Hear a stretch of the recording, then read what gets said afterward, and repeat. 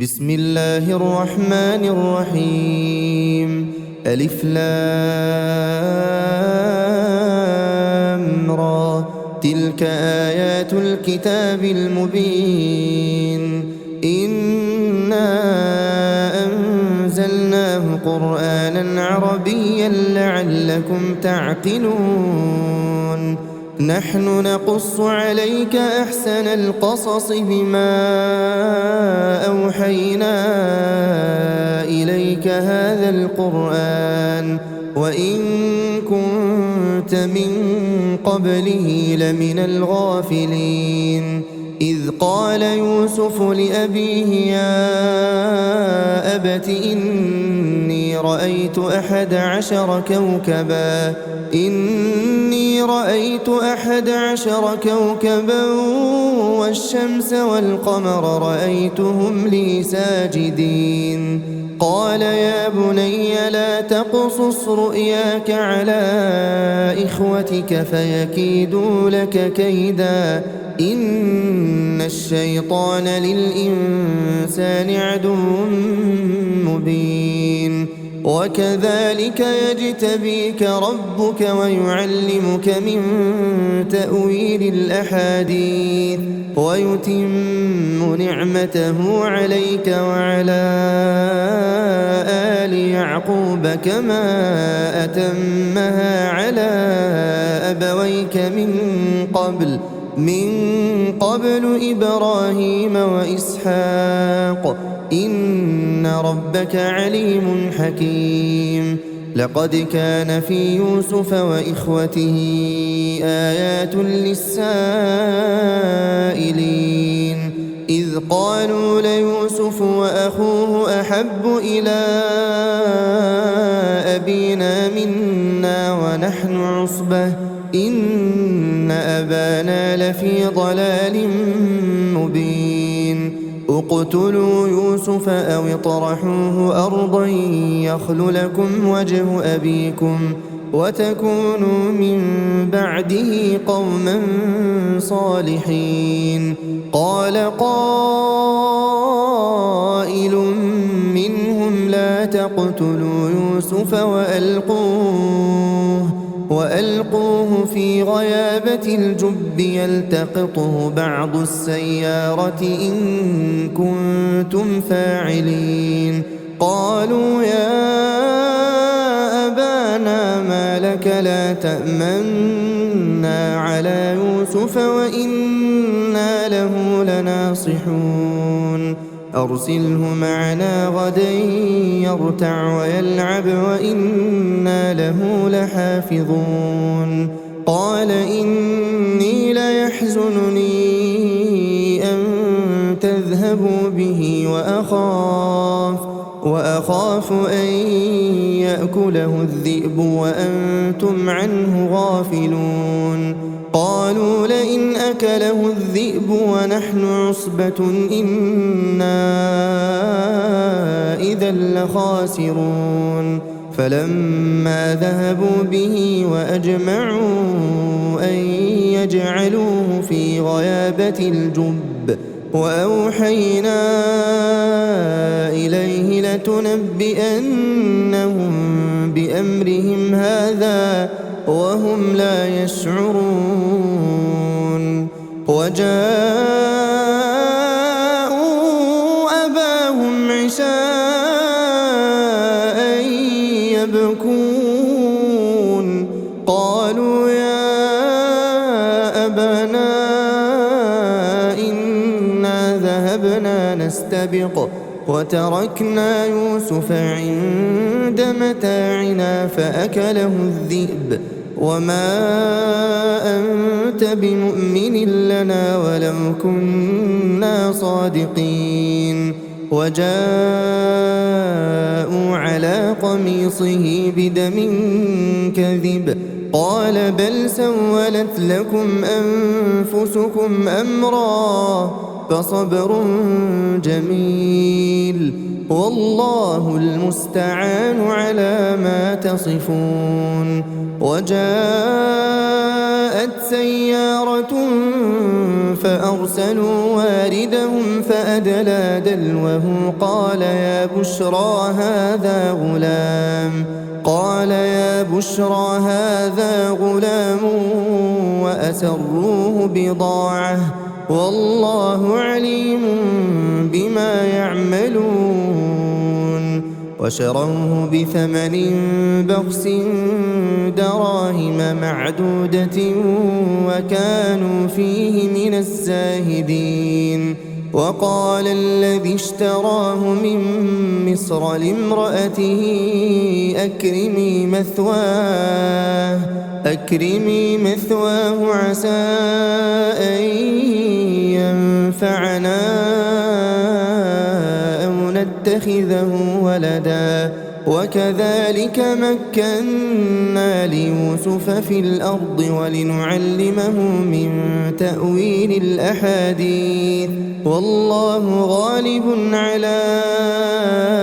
أمره ولكن أكثر الناس لا يعلمون ولما بلغ أشده آتيناه حكما وعلما وكذلك نجزي المحسنين وراودته التي هو في بيتها عن نفسه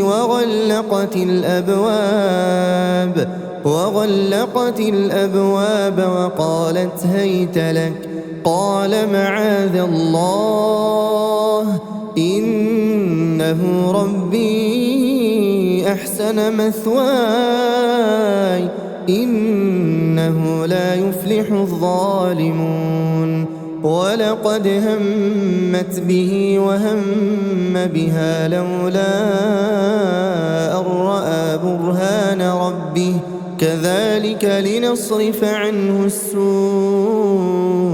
والفحشاء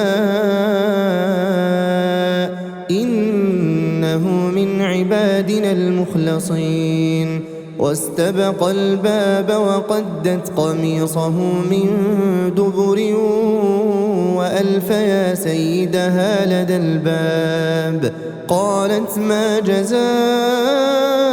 من أراد بأهلك سوءا إلا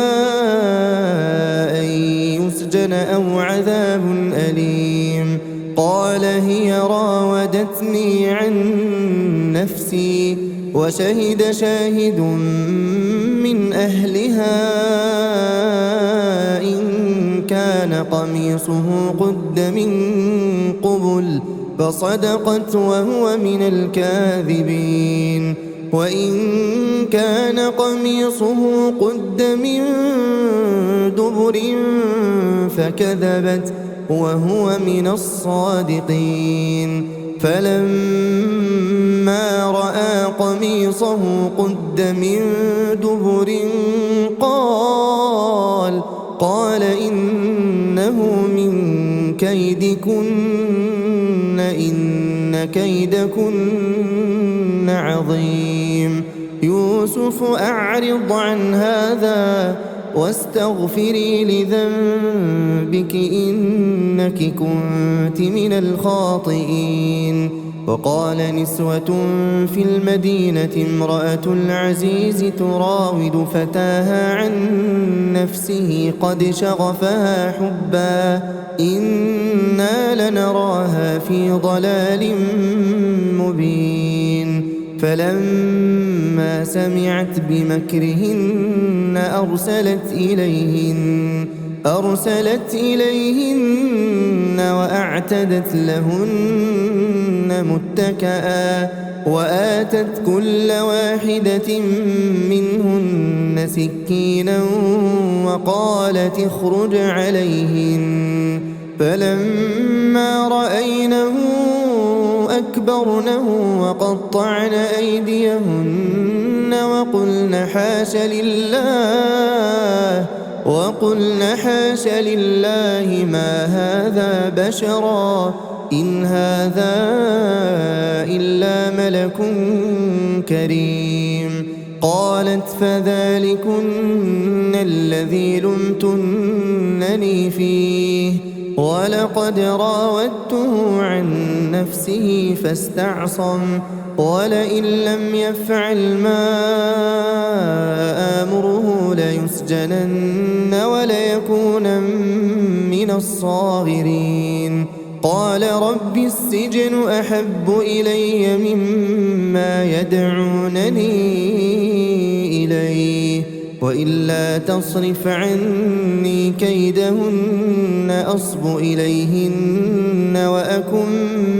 من الجاهلين فاستجاب له ربه فصرف عنه كيدهن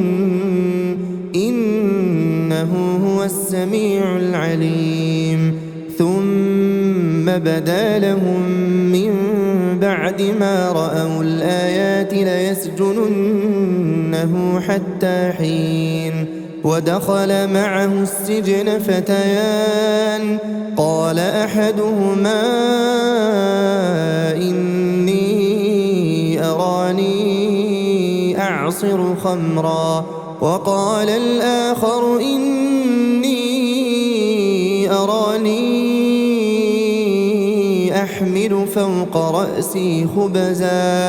أحمل فوق رأسي خبزا تأكل الطير منه نبئنا بتأويله إنا نراك من المحسنين قال لا يأتيكما طعام ترزقانه إلا نبأتكما بتأويله قبل أن يأتيكما ذلكما مما علمني ربي إني تركت ملة قوم لا يؤمنون بالله وهم بالآخرة هم كافرون واتبعت ملة آبائي إبراهيم وإسحاق ويعقوب ما كان لنا أن نشرك بالله من شيء ذلك من فضل الله علينا وعلى الناس ولكن أكثر الناس لا يشكرون يا صاحبي السجن أأرباب متفرقون خير أم الله الواحد القهار ما تعبدون من دونه إلا أسماء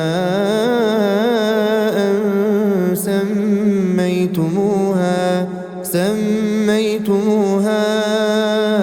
أنتم وآباؤكم ما أنزل الله بها من سلطان إن الحكم إلا لله أمر ألا تعبدوا إلا إياه ذلك الدين القيم ولكن أكثر الناس لا يعلمون يا صاحبي السجن أما أحدكما فيسقي ربه خمرا وأما الآخر فيصلب فتأكل الطير من رأسه قضي الأمر الذي فيه تستفتيان وقال للذي ظن أنه ناج منهما اذكرني عند ربك فأنساه الشيطان ذكر ربه فلبث في السجن 10 سنين وقال الملك إني أرى 7 بقرات سمان يأكلهن 7 عجاف و7 سنبلات خضر وأخر يابسات يا أيها الملأ أفتوني في رؤياي إن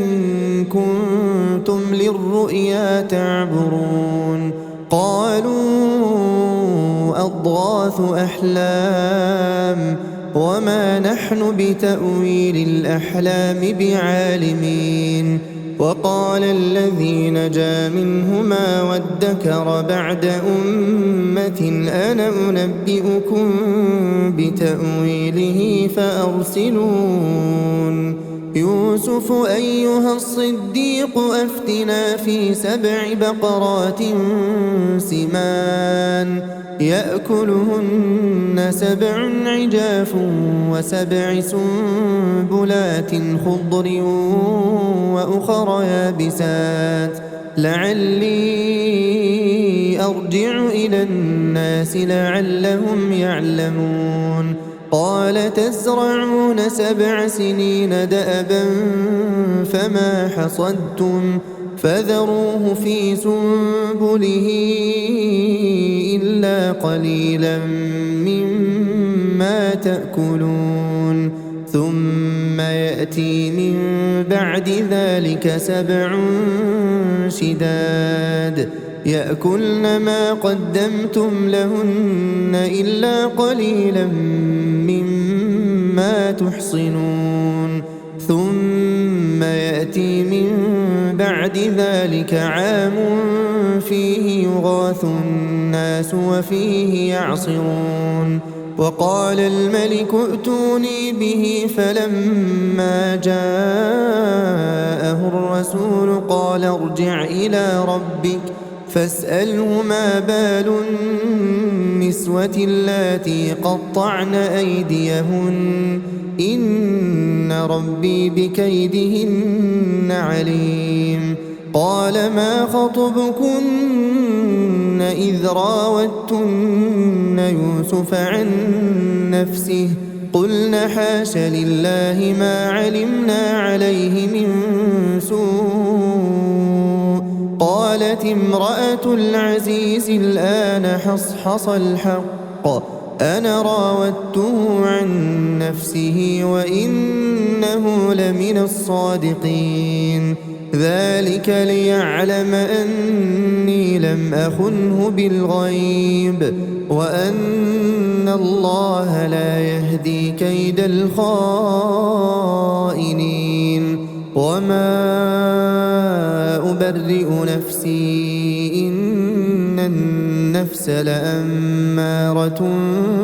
بالسوء إلا ما رحم ربي إن ربي غفور رحيم. وقال الملك ائتوني به أستخلصه لنفسي فلما كلمه قال إنك اليوم لدينا مكين أمين. قال اجعلني على خزائن الأرض إني حفيظ عليم. وكذلك مكنا ليوسف في الأرض يتبوأ منها حيث يشاء نصيب برحمتنا من نشاء ولا نضيع أجر المحسنين. ولأجر الآخرة خير للذين آمنوا وكانوا يتقون. وجاء إخوة يوسف فدخلوا عليه فعرفهم وهم له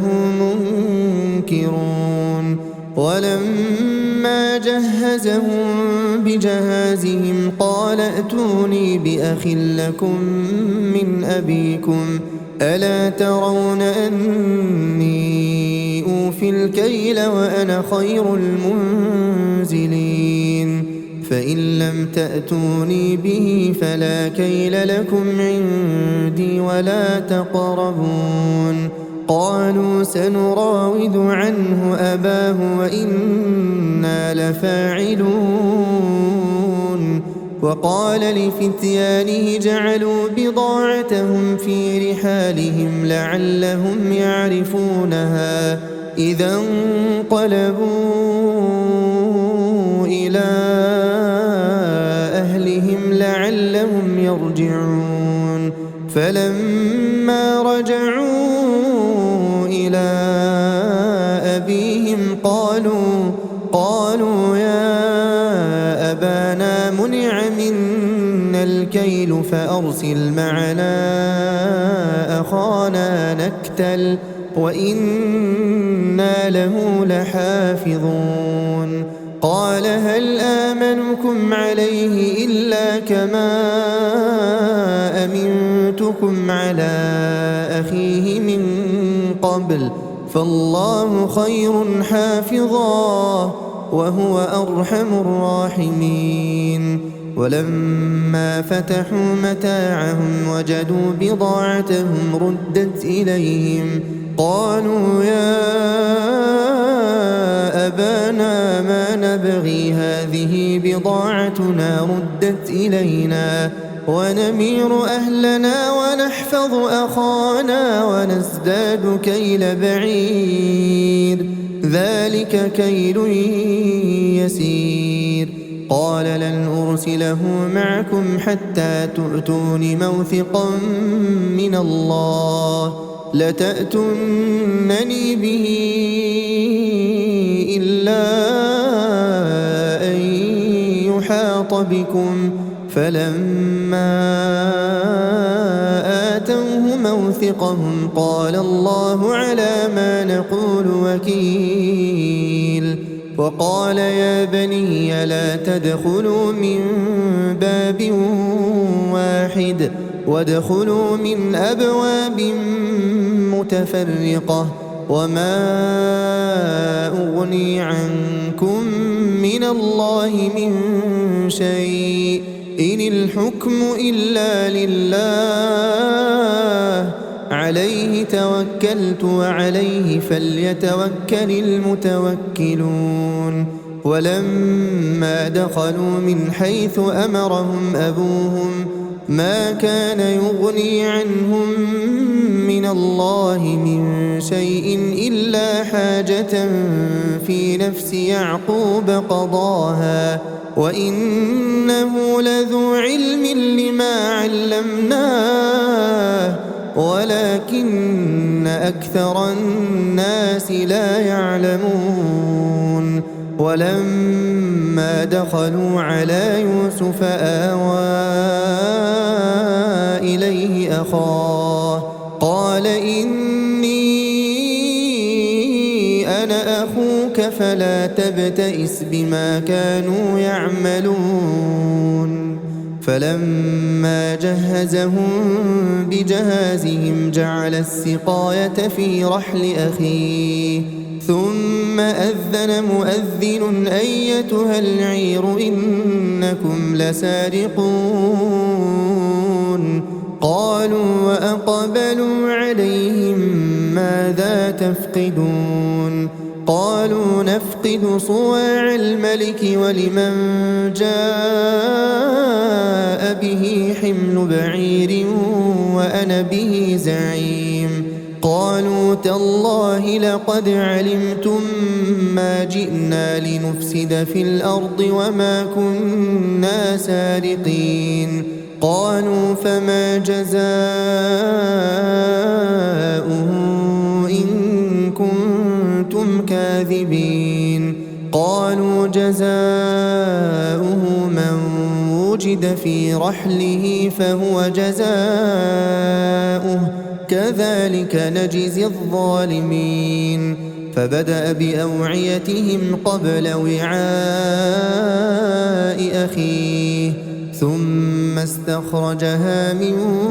وعاء أخيه كذلك كدنا ليوسف ما كان ليأخذ أخاه في دين الملك إلا أن يشاء الله نرفع درجات من نشاء وفوق كل ذي علم عليم قالوا إن يسرق فقد سرق أخ له من قبل فأسرها يوسف في نفسه ولم يبدها لهم قال أنتم شر مكانا والله أعلم بما تصفون قالوا يا أيها العزيز إن له أبا شيخا كبيرا فخذ أحدنا مكانه إنا نراك من المحسنين قال معاذ الله أن نأخذ إلا من وجدنا متاعنا عنده إنا إذا لظالمون فلما استيئسوا منه خلصوا نجيا قال كبيرهم ألم تعلموا أن أباكم قد أخذ عليكم موثقا من الله ومن قبل ما فرطتم في يوسف فلن أبرح الأرض حتى يأذن لي أبي أو يحكم الله لي وهو خير الحاكمين ارجعوا إلى أبيكم فقولوا يا أبانا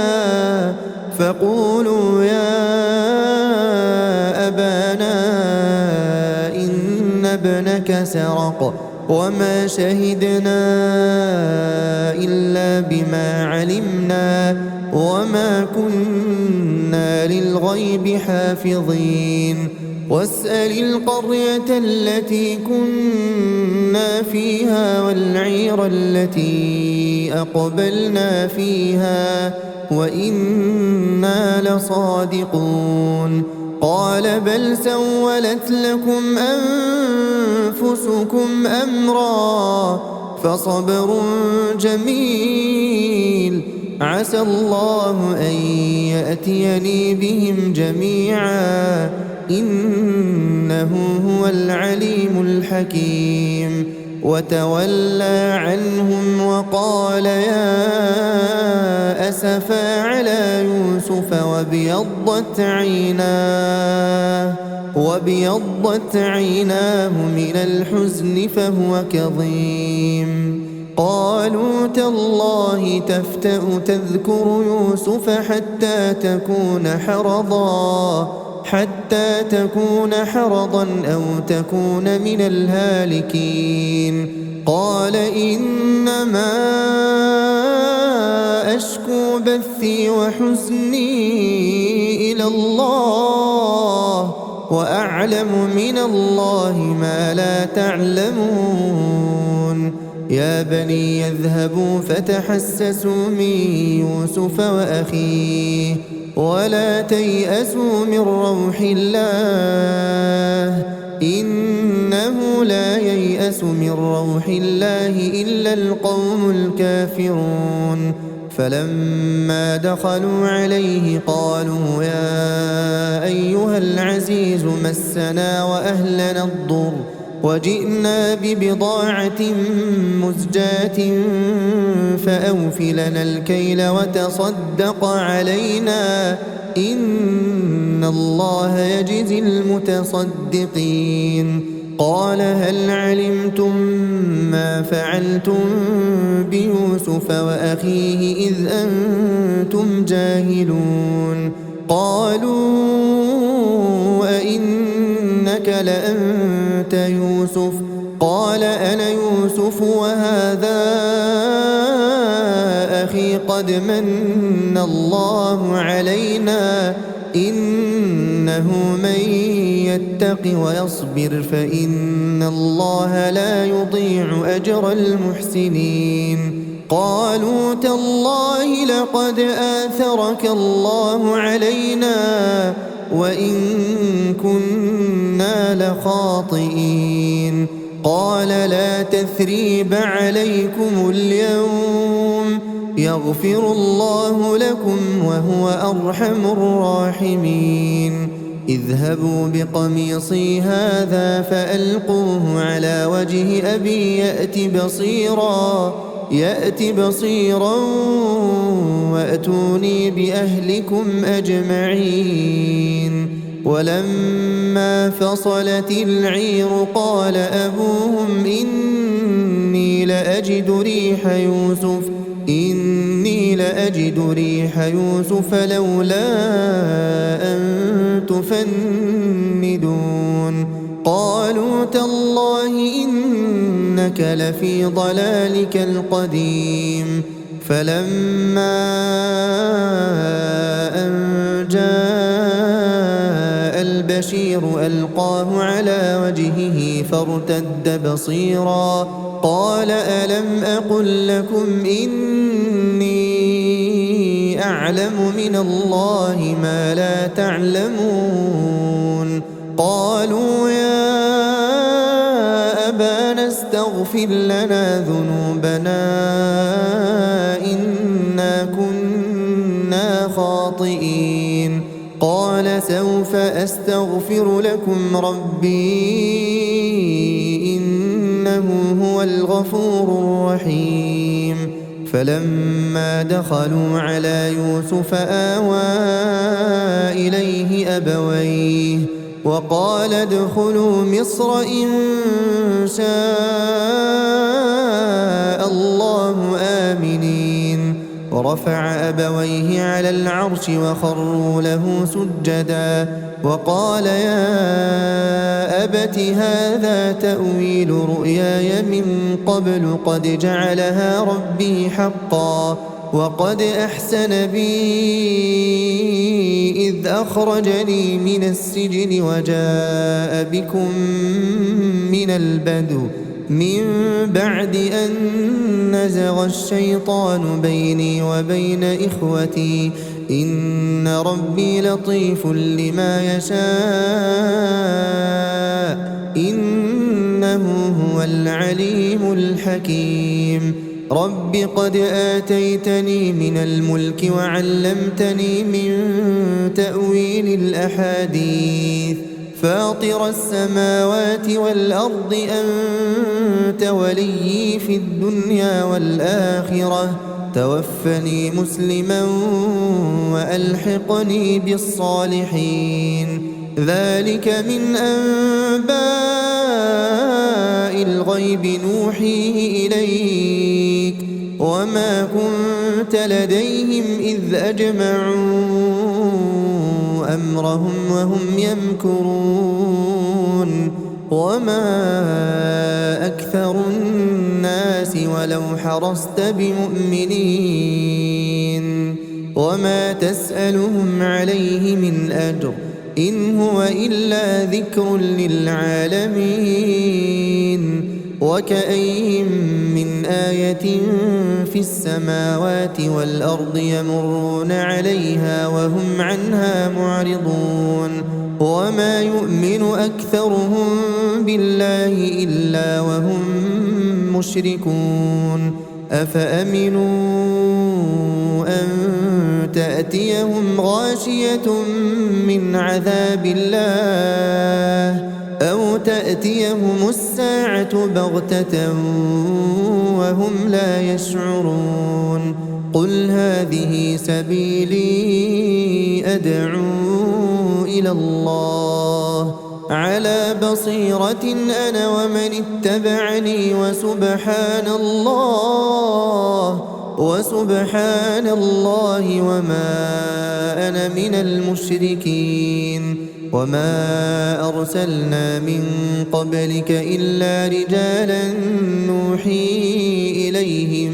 من أهل القرى أفلم يسيروا في الأرض فينظروا كيف كان عاقبة الذين من قبلهم ولدار الآخرة خير للذين اتقوا أفلا تعقلون حتى إذا استيأس الرسل وظنوا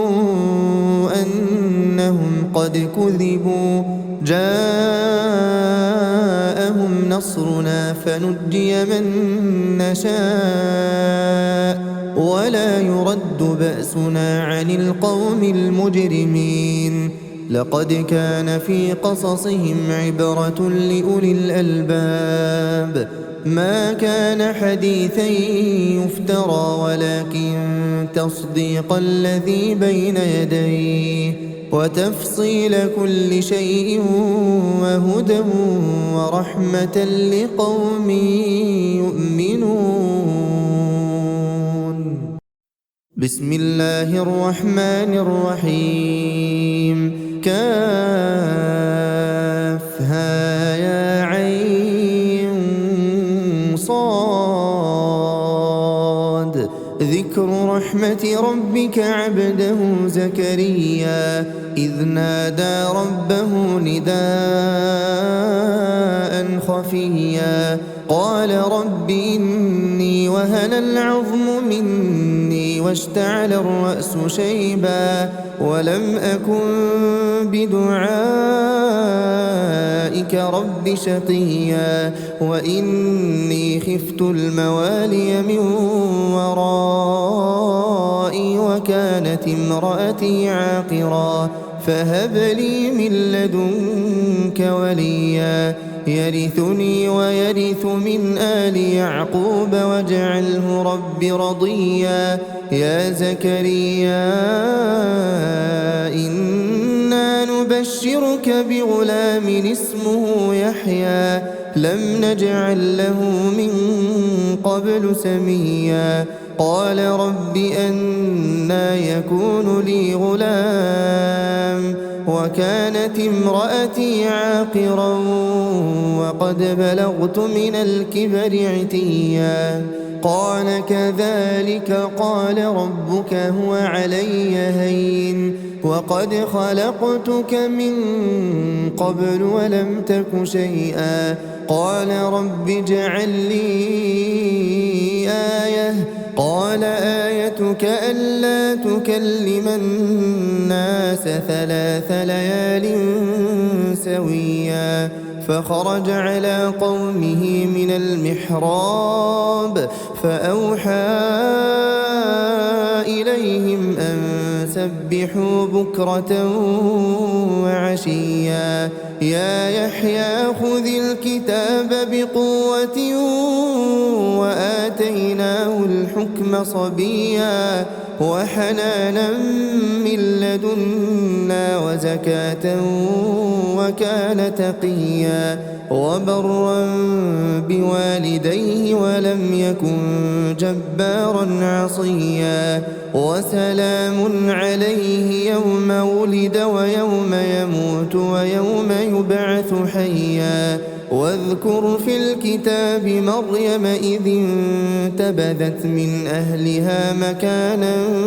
شرقيا فاتخذت من دونهم حجابا فأرسلنا إليها روحنا فتمثل لها بشرا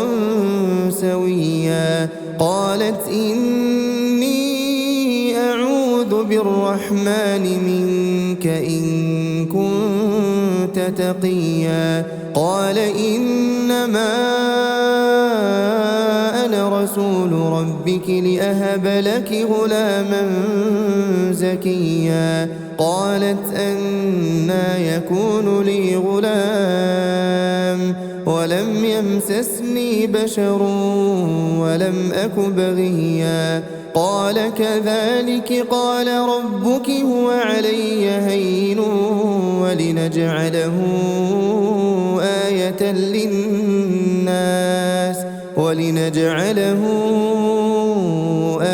للناس ورحمة منا وكان أمرا مقضيا فحملته فانتبذت به مكانا قصيا فأجاءها المخاض إلى جذع النخلة قالت يا ليتني مت قبل هذا وكنت نسيا منسيا فناداها من تحتها ألا تحزني قد جعل ربك تحتك سريا وهزي إليك بجذع النخلة تساقط عليك رطبا جنيا فكلي واشربي وقري عينا فإما ترين من البشر أحدا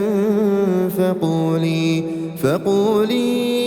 إني نذرت للرحمن صوما فلن أكلم اليوم إنسيا فأتت به قومها تحمله قالوا يا مريم لقد جئت شيئا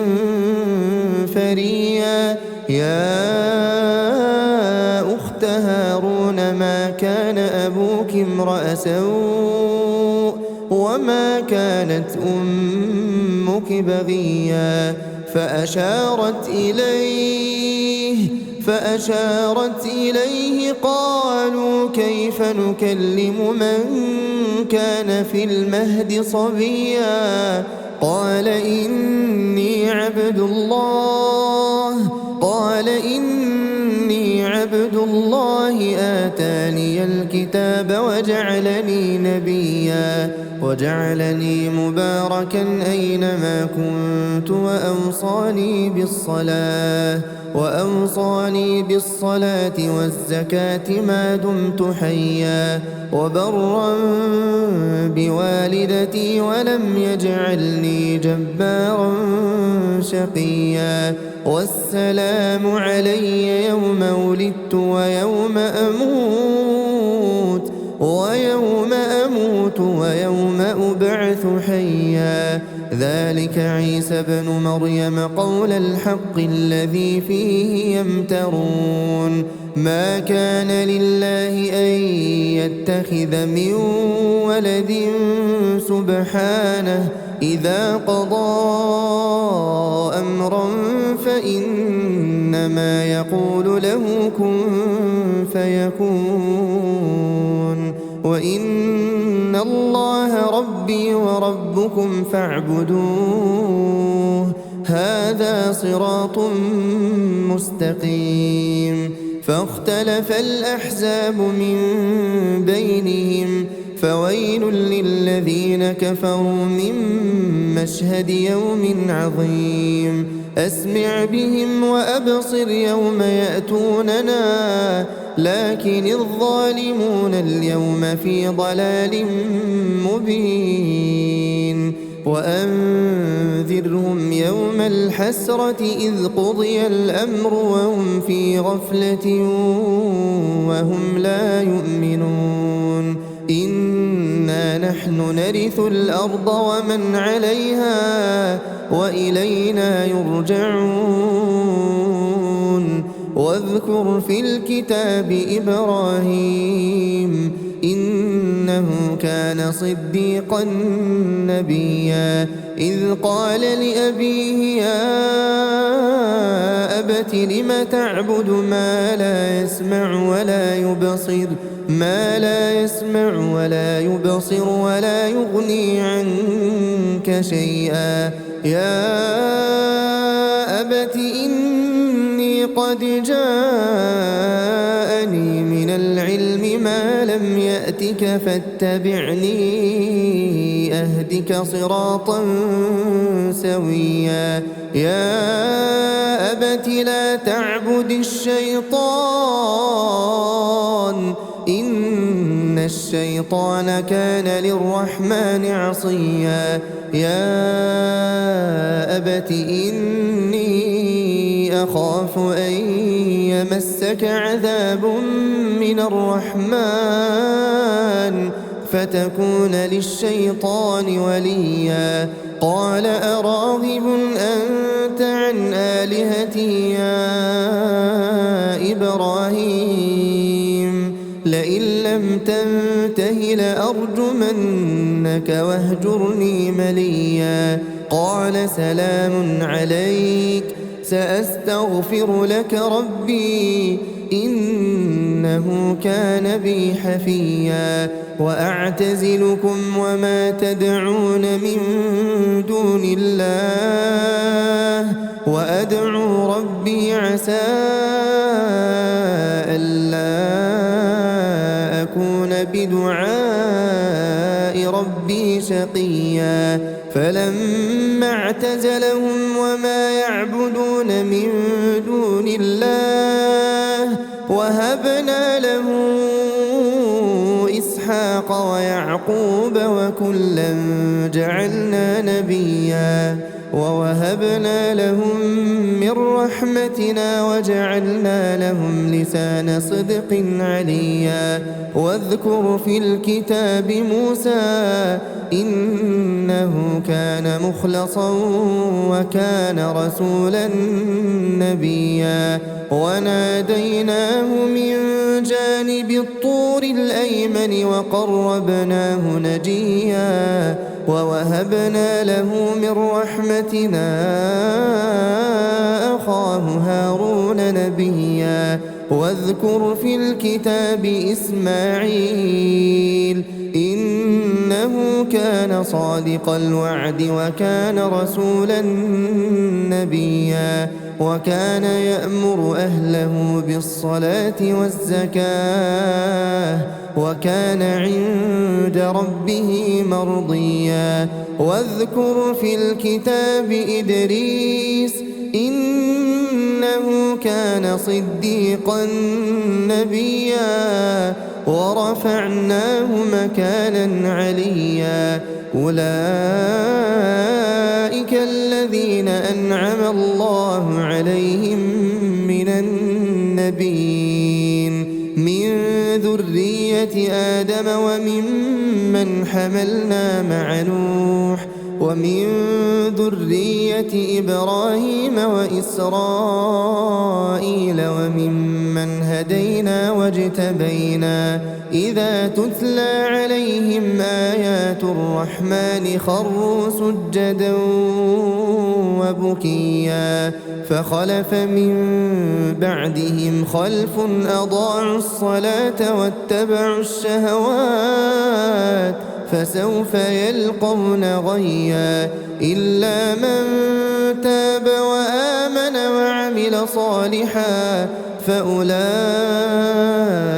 يدخلون الجنة ولا يظلمون شيئا جنات عدن التي وعد الرحمن عباده بالغيب إنه كان وعده مأتيا لا يسمعون فيها لغوا إلا سلاما ولهم رزقهم فيها بكرة وعشيا تلك الجنة التي نورث من عبادنا من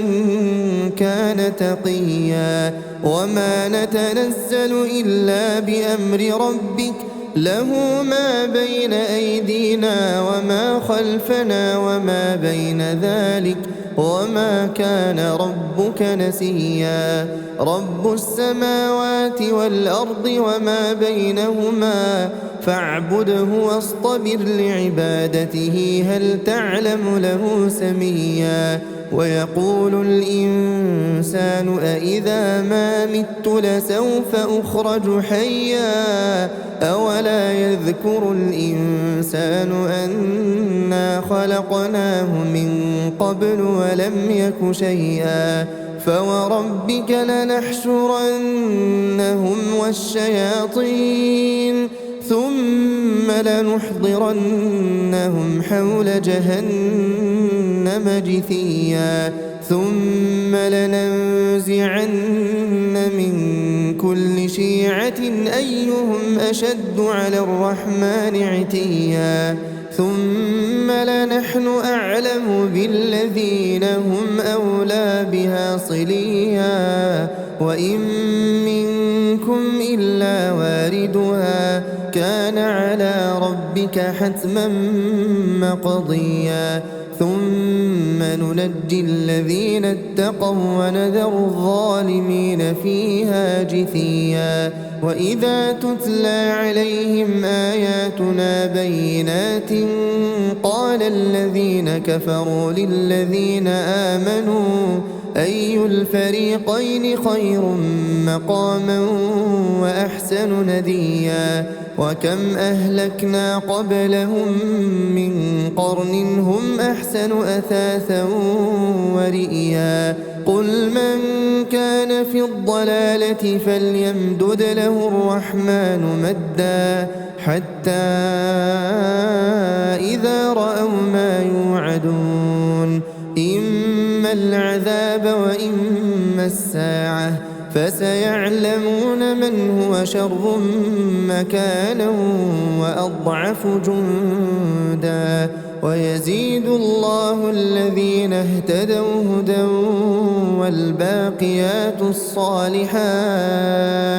والباقيات الصالحات خير عند ربك ثوابا وخير مردا أفرأيت الذي كفر بآياتنا وقال لأوتين مالا وولدا أطلع الغيب أم اتخذ عند الرحمن عهدا كلا سنكتب ما يقول ونمد له من العذاب مدا ونرثه ما يقول ويأتينا فردا واتخذوا من دون الله آلهة ليكونوا لهم عزا كلا سيكفرون بعبادتهم ويكونون عليهم ضدا ألم تر أنا أرسلنا الشياطين على الكافرين تؤزهم أزا فلا تعجل عليهم إنما نعد لهم عدا يوم نحشر المتقين إلى الرحمن وفدا ونسوق المجرمين إلى جهنم وردا لا يملكون الشفاعة إلا من اتخذ عند الرحمن عهدا وقالوا اتخذ الرحمن ولدا لقد جئتم شيئا إدا تكاد السماوات يتفطرن منه وتنشق الأرض وتخر الجبال هدا أن دعوا للرحمن ولدا وما ينبغي للرحمن أن يتخذ ولدا إن كل من في السماوات والأرض إلا